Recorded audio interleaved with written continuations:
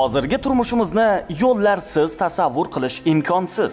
Chunki har kuni biz xoh piyoda, xoh avtotransportda bo'lsin, yo'llardan foydalanamiz. Ana shu jarayonda esa bevosita yo'l harakati ishtirokchilariga aylanamiz.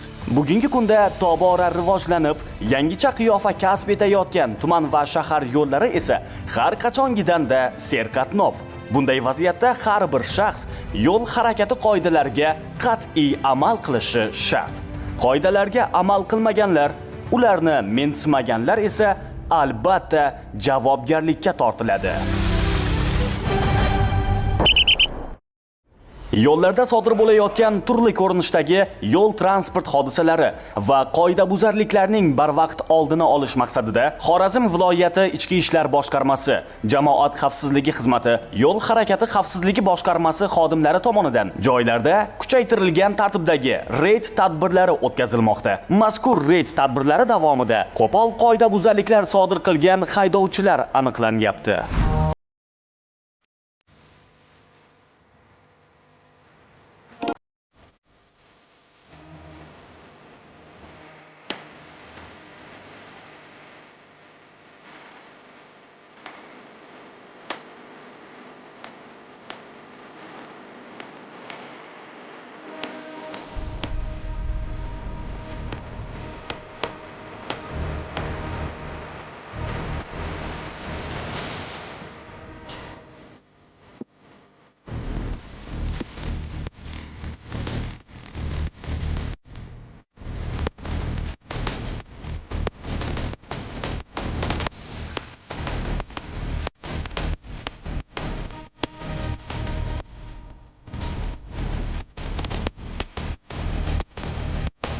Biz alkotester yordamida tibbiy ko'rikda tekshirdik. Alkotester natijasini asosan sizda mastlik holati 0.135 dan baland chiqib turibdi. Sizga belgilangan tartibda ma'muriy javobgarlik to'g'risidagi kodeksning 131-moddasiga asosan ma'muriy bayonnoma rasmiylashtiramiz. Transport vositasi jarimadan qo'yib turiladi.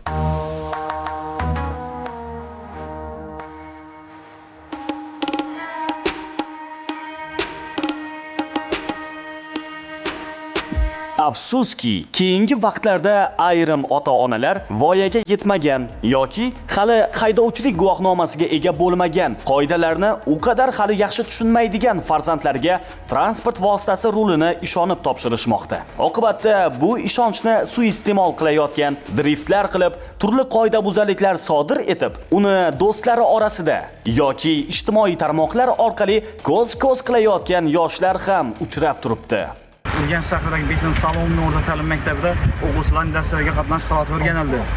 Holat bo'yicha aynan 5-son maktab hududida voyaga yetmagan o'quvchilarni aynan maktab hududini avtotransport vositasini boshqarib kelmaslik holatlari bo'yicha o'rganishlar olib borildi. Holat bo'yicha aynan 5-Salom o'rta maktabining o'quvchisi, 11-sinf o'quvchisi maktab hududiga o'zini avtotransport vositasini boshqarib kelgan holat aniqlandi. Ushbu holat bo'yicha yo'l patrul xizmati xodimlariga o'z vaqtida xabar berildi va o'quvchiga nisbatan qonuniy tartibda ma'muriy bayonnomalar rasmiylashtirildi. Avtotransport vositasi vaqtincha saqlab turish uchun jarima maydoniga joylashtirildi. Shu o'rinda ota-onalardan o'quvchilarni, shuningdek farzandlarini maktab hududiga, ya'ni 18 yoshga to'lmagunga qadar, tegishli hujjatga ega bo'lmaguniga qadar avtotransport vositasini boshqarishiga yo'l qo'yib bermasliklarini ota-onalardan so'rab qolamiz.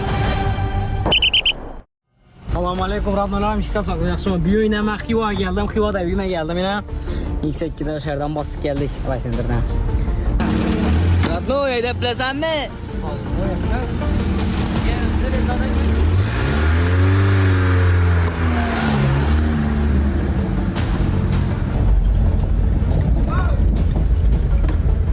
Bunning ko'p pul topish uchun biz onani duosini olish kerak. Onani qadrini aytinglar. Buni qarangki, ona duosini olmoqchi bo'lgan farzandning qilgan ishlaridan bugun ona afsusda. Xodimlar oldida boshi egik. Afsusdaman, doğrusu men bilmemedim. Katta yo'lda alınmagan edi. Men o'ylamadim, prosta eshikni oldinda haydalsa, bundan ma'muriy ish bo'lmaydi. Shu afsusdamiz qaytib takrorlanmaydi. Mana shunda olingan videolarni hammasini olib tashlaymiz, o'chirib. Umuman udalib ketamiz uni. Qaytib mashina haydamaydi. kuni kecha ijtimoiy tarmoqlarda tarqalgan va ijtimoiy tarmoq kuzatuvchilarining haqli e'tirozlariga sabab bo'lgan voyaga yetmagan shaxsning avtomashinasi bilan bog'liq video murojaat Xorazm viloyati Ichki ishlar boshqarmasi, Jamoat xavfsizlik xizmati, yo'l harakati xavfsizligi boshqarmasining mas'ul xodimlari tomonidan surishtiruv o'tkazildi va ushbu transport vositasini voyaga yetmasdan turib hali haydovchilik guvohnomasiga ega bo'lmasdan turib avtomashina boshqargan shaxsiga va boshqaruvda bo'lgan barcha transport vositalari aniqlandi va ushbu voyaga yetmagan shaxsga avtomashina boshqarishiga yo'l qo'yib bergan avtomashina egalariga va ushbu voyaga yetmagan shaxsning onasiga nisbatan qonunda belgilangan tartibda ma'muriy bayonnomalar rasmiylashtirildi va barcha transport vositalari vaqtinchalik ushlab turish uchun jarima maydonchasiga joylashtirildi. Shuningdek, yo'l harakati xavfsizligi boshqarmasi boshlig'ining birinchi o'rinbosari tomonidan ushbu voyaga yetmagan shaxsning onasi bilan farzandi tomonidan sodir etilgan huquqbuzarlik qanchalik noto'g'ri ekanligi tushuntirildi va bunday qoidabuzarlik boshqa sodir qilmasligi yuzasidan profilaktik tushuntirish ishlari olib borildi. Hurmatli ota-onalar, kelajagimiz egalari bo'lgan farzandlarimizning taqdiriga bee'tibor bo'lmaylik. Ularning avtomashina boshqarishiga aslo yo'l qo'yib bermasliklaringizni so'rab qolamiz. Avtorate obyektiviga tushgan mana bu yigitlar ham hali haydovchilik guvohnomasi olishga ulgurishmagan-u, lekin mashina haydashga juda ham oshiqishgan. Mashina haydashga havasmand yoshlarning yo'lini esa yo'l patrul xizmati xodimi to'sdi. Azatbek, haydovchilik guvohnomasini ham ega emas, kunatsin transport boshqaribsiz. Og'amiki? Og'angiz o'zi ham yo'q-ku bu yerda. Hammangiz yana voyaga yetmagan bo'lasiz qabul. Lekin me'yoriy hujjatlarsiz transport boshqarish mumkin emas. Sizlar ma'muriy javobgarlik kodeksining 135-moddasi yo'l harakati qoidasi 7-bandi bo'yicha bayonnoma rasmiylashtiramiz. Bundan keyin tegishli hujjatlarsiz transport boshqarmang, xo'pmi? Mana bu yosh haydovchi ham hali guvohnomaga ega emas.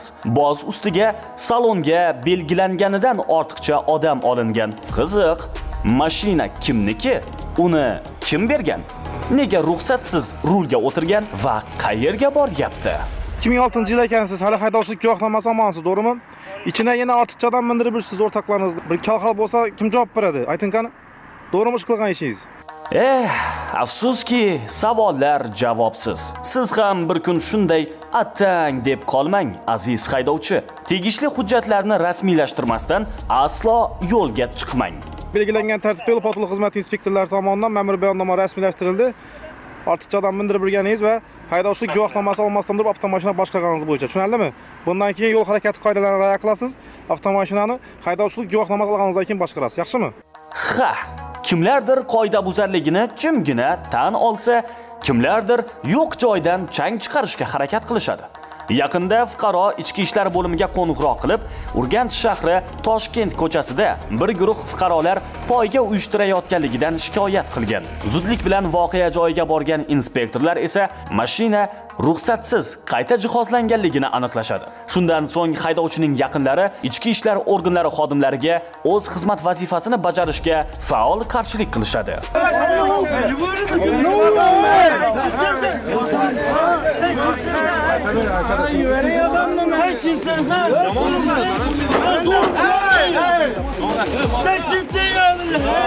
Oxir oqibat ularning xatti-harakatlariga sudda baho berildi.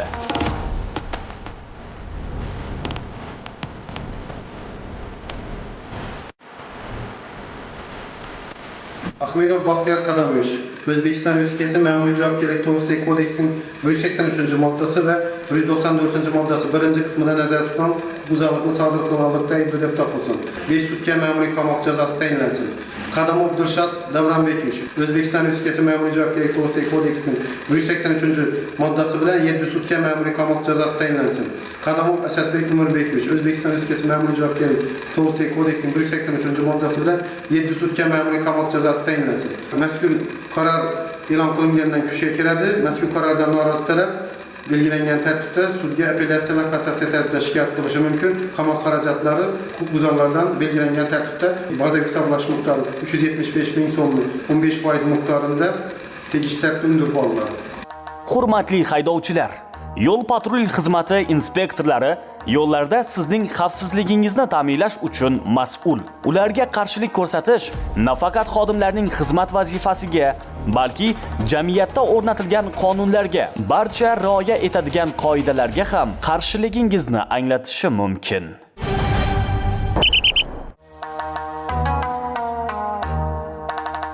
Dasturimiz avvalida ta'kidlaganimizdek, transport vositalari soni ortib, yo'llarda harakat tig'izlashib boryapti. Tahlillar esa sodir bo'layotgan aksariyat yo'l transport hodisalariga qarama-qarshi yo'nalishga chiqib harakatlanish sabab bo'layotganligini ko'rsatmoqda. Viloyat hududida yo'l transport hodisalarining kelib chiqish obyektiv sabablaridan biri bo'lgan yo'lni ikkiga ajratuvchi to'siqlar o'rnatilmaganligi oqibatida sodir bo'luvchi ko'ngilsizliklarning oldini olish maqsadida Xorazm tajribasi sifatida viloyatimiz hududidagi barcha davlat ahamiyatiga molik yo'llarning ikkiga ajratuvchi 1-1 hamda 1-3 yo'l yotiq chiziqlari mavjud bo'lagiga maxsus yo'l ustuni, ya'ni konuslar va 320 quvib o'tish taqiqlangan yo'l belgilarini o'rnatish ishlari izchillik bilan olib borilmoqda.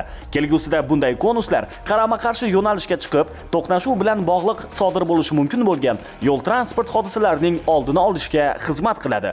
Haydovchilarimizdan esa yo'llarda harakatlanganda tezlik me'yorlariga hamda yo'l harakati qoidalariga qat'iy amal qilishlarini so'raymiz. Navbatdagi yangilikdan esa ko'pchilik yurtdoshlarimiz xabardor. Vazirlar Mahkamasining 2024-yil 8-iyuldagi foydalanishda bo'lgan moped va skuterlarni davlat ro'yxatidan o'tkazish tartibi to'g'risidagi vaqtinchalik nizomni tasdiqlash to'g'risidagi qaroriga ko'ra 2025-yil 1-martdan boshlab konstruktiv tezligi soatiga 25 km va undan ortiq, lekin 50 kilometrdan oshmaydigan transport vositalarini boshqarish uchun tegishli toifadagi haydovchilik guvohnomasiga ega bo'lish talab etiladi. A toifali haydovchilik guvohnomasiga ega skuter, moped haydovchilari transport vositalarini 2025-yil 1-martgacha ro'yxatdan o'tkazishlari kerak. Viloyat yo'l harakati xavfsizligi boshqarmasi xodimlari tomonidan bu borada yurtdoshlarimizga qulaylik yaratish maqsadida barcha shahar va tumanlarda sayyor texnik ko'riklar o'tkazilmoqda.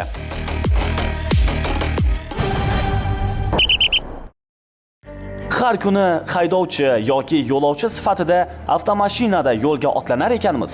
Safarimiz bexatar bo'lishiga niyat qilamiz.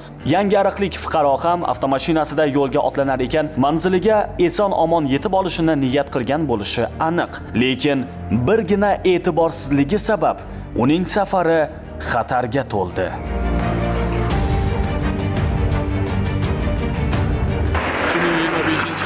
20yanvar kuni soat taxminan 10:00larda To'qraqko'la tumani hududidan o'tgan A380 xalqaro ahamiyatidagi avtomobil yo'lining 456-kilometrida boshqaruvda bo'lgan Nexia 3 rusumli transport vositasini boshqarib borayotib, boshqaruvni yo'qotish natijasida yo'lning o'ng tomon chetiga chiqib ketib ag'darilib, yo'l transport hodisasi sodir qilgan.